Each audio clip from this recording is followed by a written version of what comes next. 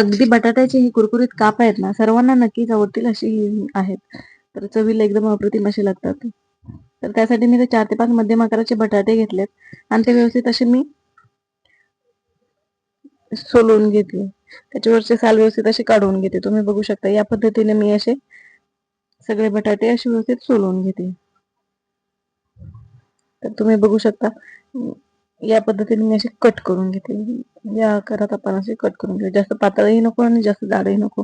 तुम्ही तुमच्याकडे किसणी असेल तर त्यानेही करू शकता. पण ते स्लायसरने जास्तच पातळ होतात म्हणून मी चाकूनी कट केलेत. तर व्यवस्थित आपण स्वच्छ 2 पाण्याने धुवून घेऊया. तोपर्यंत आपण इथं त्याच्या कोटिंगची तयारी करूया. तर इथं मी 4 चमचे रवा घेतलाय.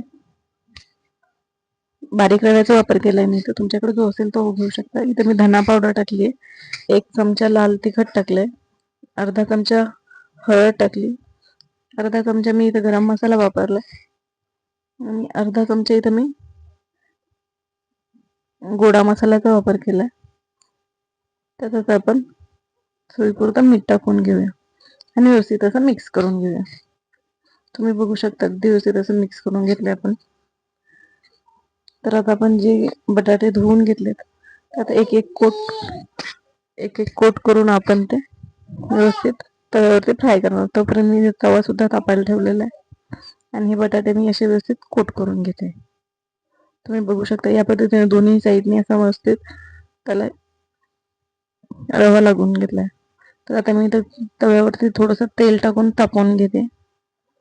थोडंसं तेल गरम झालं की आपण त्यात असे साईडने सगळे काप व्यवस्थित असे गोलाकार ठेवून घेऊया.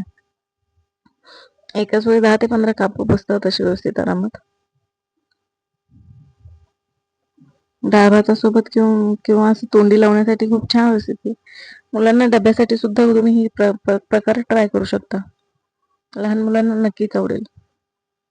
तर या पद्धतीने मी असे काप ठेवून घेतलेत सगळे.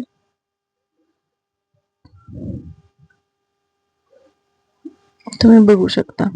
तर आता मी याच्यावरती ना 2 मिनिटं झाकण ठेवून व्यवस्थित असे आतपर्यंत शिजले गेले पाहिजे त्यामुळे झाकण ठेवून घेते.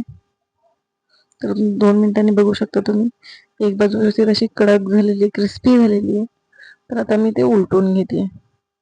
व्यवस्थित असे उलटून घ्यायचे. दोन्ही म्हणजे दोन्ही साईड व्यवस्थित अशा शिजल्या जातात आणि क्रिस्पी पण होतात. तर आता तुम्ही बघू शकता इथं आपण पलटी करून घेतलेले आहेत आणि थोडंसं आपण तेल सुद्धा वापरतो म्हणजे ते एकदम छान त्याला क्रिस्पीनेस येईल. तर बघू शकता तुम्ही 2 मिनिटांनंतर दोन्ही साईडने अगदी अशा कुरकुरीत असे काप तयार झालेले आहेत आपले. तुम्ही बघू शकता अगदी काटे चमच्याने मी ते शिजलेत का ते पण सुद्धा चेक केलं. तर आपण ते आता एका सर्विंग बाउलमध्ये काढून घेऊया.